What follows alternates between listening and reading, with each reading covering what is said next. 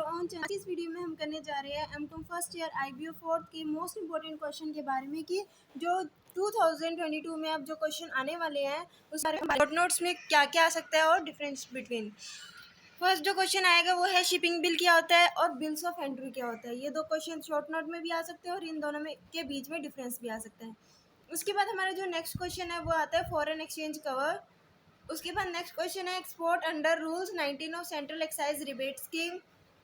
Deem export क्या होता है, Incoterms 2000, certificate of origin, chartering practice, special economic zone, uniform custom and practice related to documentary credit. Basically ये जो question हमारे letter of credit से related है। इसके बाद आता है क्वेश्चन एयरवे बिल क्या होता है और बिल ऑफ लैंडिंग। इन दोनों में शॉर्ट नोट भी आता है और डिफ्रेंशिएट बिटवीन भी आता है। उसके बाद नेक्स्ट क्वेश्चन है export promotion council self certification schemes for pre shipment inspection. इसके ऊपर शॉर्ट नोट आता है और कई बार क्वेश्चंस भी पूछा जाता है कि सेल्फ सर्टिफिकेशन स्कीम्स क्या होती है प्री शिपमेंट इंस्पेक्शन से रिलेटेड। उसके बाद आता है EXIM bank of India and its role. ये बहुत इंपॉर्टेंट क्वेश्चन है, काफ़ी बार क्वेश्चन पेपर में आ चुका है। यहाँ पे जितने भी क्वेश्चंस हम कवर करेंगे वो प्रीवियस 10 ईयर्स के क्वेश्चंस सारे क्वेश्चन पेपर में से लिए गए हैं। उसके बाद मोस्ट इंपॉर्टेंट क्वेश्चन है पोस्ट पोर्ट प्रोसीजर। ये क्वेश्चन बहुत बार रिपीट हो चुका है। सिंप्लीफाइड एक्सपोर्ट डॉक्यूमेंट्स ISO 9000 भी बहुत बार पूछा गया क्वेश्चंस में। Procedure for shipment of export cargo by post parcel, यानी कि ये ऐसा क्वेश्चन है जो 2 या 3 बार आया है। उसके बाद आता है हमारा physical incentives for export promotions. Next question है value added network service, pre shipment export finance, tax exemptions for export promotion, air freighting, export under claim of rebate under rule 18। यानी कि ये क्वेश्चन 1 या 2 बार आया है, ज़्यादा क्वेश्चन पूछा नहीं गया और इस पर शॉर्ट नोट ही आया है, क्वेश्चंस नहीं आए हैं। उसके बाद है role of clearing and forwarding agent. बहुत इंपॉर्टेंट क्वेश्चन है, काफ़ी बार, यानी कि अगर हमने 10 ईयर्स के क्वेश्चन पेपर देखे हैं तो उसमें से 5 टाइम्स तो ये क्वेश्चन आ चुका है, 5 to 6 time. Role of clearing और फॉरवर्डिंग एजेंट क्या होता है and various benefit which accrue to trading community. उसके बाद डॉक्यूमेंट अगेंस्ट पेमेंट या डॉक्यूमेंट्स अगेंस्ट एक्सेप्टेंस क्या होता है। इन दोनों पे शॉर्ट नोट भी आता है और इन दोनों के बीच में डिफ्रेंशिएट भी आ सकता है। उसके बाद आता है कस्टम इन्वॉइस और कंसुलर इन्वॉइस क्या होता है, ECG GC गारंटी और policy, EPCG schemes, Indian trade promotion organisation, bill of exchange, linear and tramp shipping services. Short note भी आता है और डिफ्रेंशिएट बिटवीन भी आता है। उसके बाद है इरोवोकेबल लेटर ऑफ क्रेडिट। क्वेश्चन आएगा लेटर ऑफ क्रेडिट क्या होता है, इरोवोकेबल लेटर ऑफ क्रेडिट क्या होता है, रिवोकेबल लेटर ऑफ क्रेडिट क्या होता है। इन पे क्वेश्चंस भी आते हैं और शॉर्ट नोट भी आ चुका है। सप्लायर एंड बायर्स क्रेडिट क्या होता है, export document, institute, cargo clause. उसके बाद है revocable letter of credit, consular invoice और कस्टम इन्वॉइस। ये रिपीट हो गया क्वेश्चन फिर से। उसके बाद आता है हमारा पैकिंग क्रेडिट क्या होता है। बेसिकली पैकिंग क्रेडिट को हम प्री शिपमेंट क्रेडिट भी बोलते हैं, यानी कि जो फाइनेंस लेते हैं प्री शिपमेंट के लिए, वो क्वेश्चन है। उसके बाद आता है एक्सपोर्ट हाउसेज क्या होते हैं। उसके बाद नेक्स्ट क्वेश्चन है custom clearance of export cargo and import cargo, यानी कि जब भी गुड्स को एक कंट्री से एक्सपोर्ट किया जाएगा तो उसमें भी कस्टम क्लियरेंस होती है और जिस कंट्री में गुड्स को इम्पोर्ट किया जा रहा है वहाँ पे भी कस्टम अथॉरिटी होती है। तो इन दोनों ही क्वेश्चंस पे क्वेश्चन आ चुके हैं कि custom clearance of export cargo, उसके ऑब्जेक्ट, प्रोसीजर, लीगल फ्रेमवर्क और डॉक्यूमेंटेशन। इसी तरीके से क्वेश्चन आता है कि इम्पोर्ट कार्गो का कस्टम क्लियरेंस क्या है, उसका लीगल फ्रेमवर्क क्या है, प्रोसीजर और डॉक्यूमेंटेशन क्या है और क्या ऑब्जेक्टिव है। उसके बाद नेक्स्ट क्वेश्चन है rational of canalise of export and import, यानी कि क्वेश्चन जो है वो इतना इंपॉर्टेंट नहीं है लेकिन हमें क्वेश्चन में पूछा गया है, 1 या 2 बार क्वेश्चन में पूछा गया है तो हमें कर लेना चाहिए क्योंकि इस तरीके का क्वेश्चन भी हो सकता है आ जाए। उसके बाद है एक्चुअल टोटल लॉस क्या होता है, कंस्ट्रक्टिव टोटल लॉस क्या होता है, इसमें शॉर्ट नोट भी आता है, डिफरेंशिएट बिटवीन भी आता है। FEMA regulations for realising export proceed and other matter related to foreign trade. FEMA क्या है, फॉरेन एक्सचेंज मैनेजमेंट एक्ट है। उसके बाद आता है force majeure clause and its implication in an export sale contract. ये ज़्यादा इंपॉर्टेंट नहीं है। FEMA regulations for realising export proceed बहुत ही इंपॉर्टेंट क्वेश्चन है, घुमा फिरा के भी ये क्वेश्चन आ सकता है।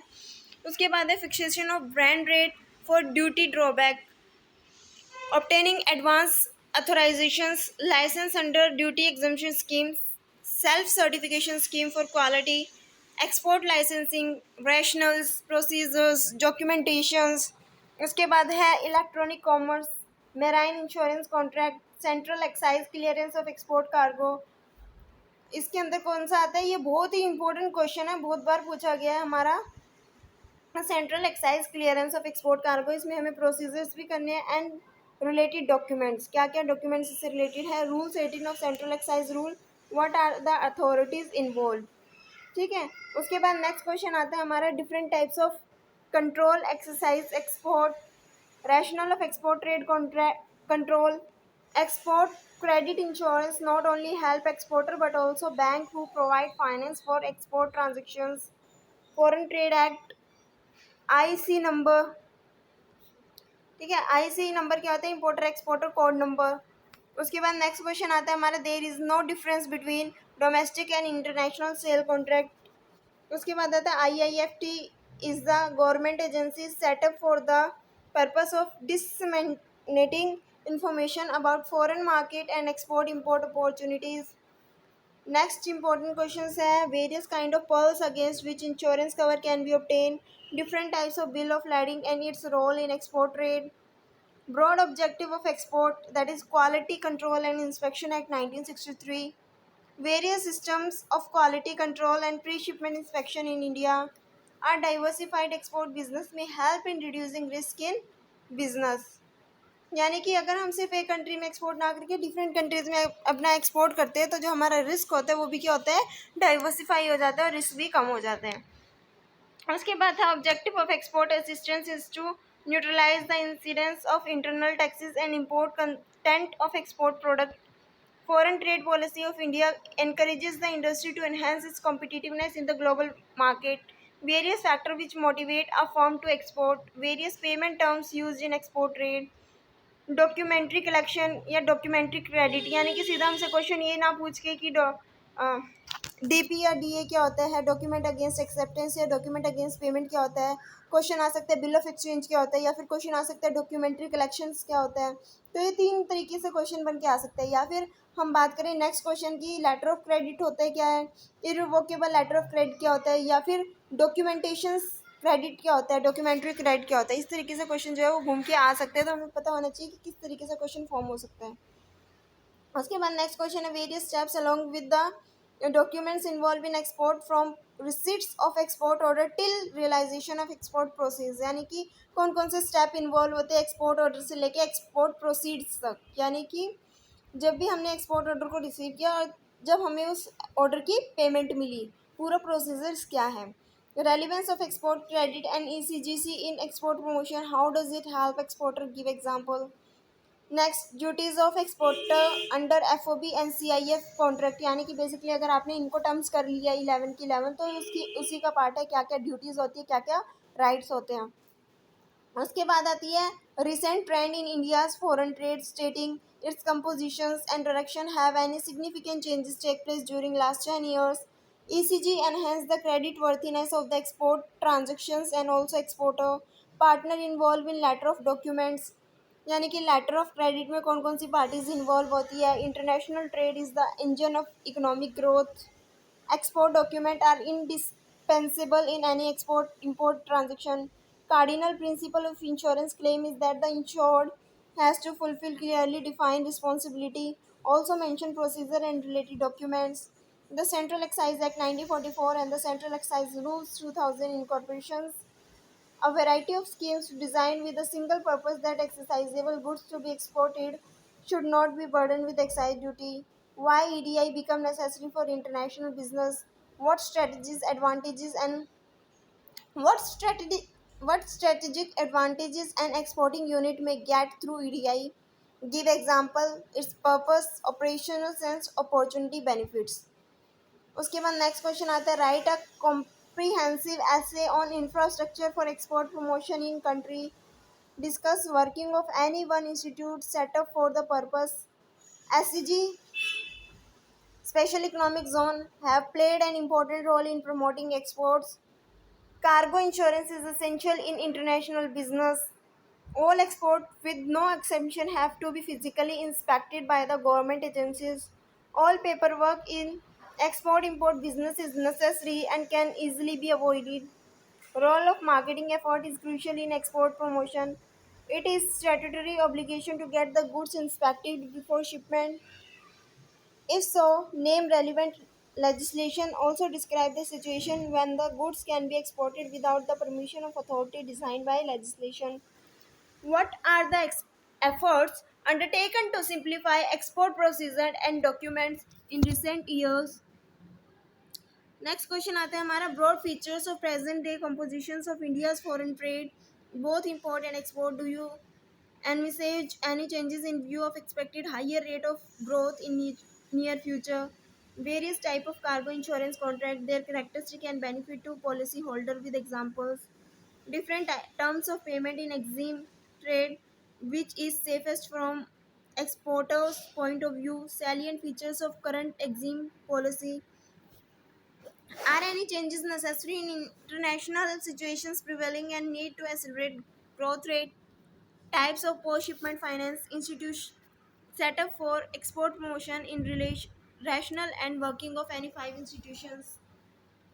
कौन सा इंस्टीट्यूट है जो स्टार्टअप किए गए हैं एक्सपोर्ट को प्रमोट करने के लिए? कोई ऐसे फाइव इंस्टीट्यूट के बारे में बताओ और उनके वर्किंग के बारे में बताओ. Containerisation has become a predominant form of unitised transport. बहुत इंपॉर्टेंट क्वेश्चन है कंटेनराइजेशन का बेसिकली, जिसको आप आईबीओ नंबर 5 में भी पढ़ोगे डिटेल में कि कंटेनराइजेशन होता क्या है.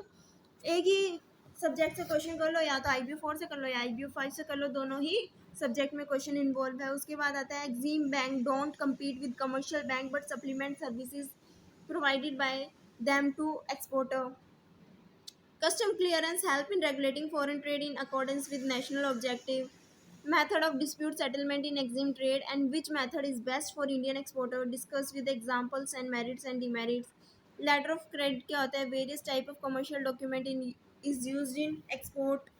Laws in insurance contract procedure of filing claim along with documentation in cargo insurance.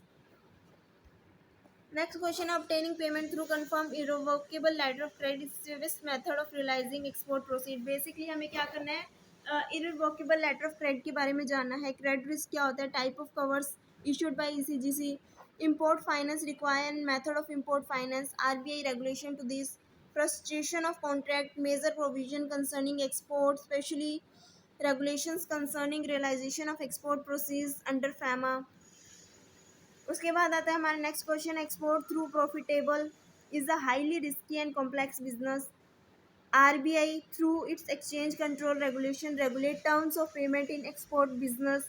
ये आप जो है यूनिट नंबर 10 में कर सकते हो. यूनिट नंबर 10 जो IBO 4 है उसमें क्वेश्चन है ये. उसके बाद आता है हमारे trade policy is an instrument of economic policy which aim to promote economic growth with stability in the country. यानी कि यूनिट नंबर 1 में इसका आंसर मिल सकता है. उसके बाद आता है हमारा policy provision related to duty exemption schemes of import and export promotions. Main provisions related to import under the foreign trade policy in India. Significance of quality control and pre shipment inspection in export. Different category of inspection give detail procedure in any one of the category. यानी कि ये question जो है वो short note में भी आ चुका था. क्वालिटी कंट्रोल क्या होता है, प्री शिपमेंट इंस्पेक्शन क्या होता है, ठीक है. उसके बाद आता है several document needed in executing export order by export financing under deferred payment arrangement highlights the role of EXIM bank of India. Rules related to realising export proceed under exchange control regulations. EXIM bank do not provide long term credit.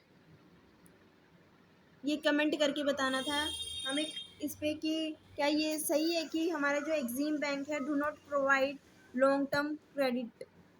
उसके बाद आता है हमारा shipping document must be submitted to an authorisation dealer of foreign exchange for reaching export proceed. Principal export documents. What is an export worthy unit certificate issued to certain export enterprises? Describe its rationale as well as specific benefit available to enterprises. For post-shipment and pre-shipment finance require various kind of letter of credit, various promotional measures for expansion of production base for export. Do you think that the insurance contract is in the nature of indemnity? Discuss and explain various kinds of pearls under cargo insurance with examples.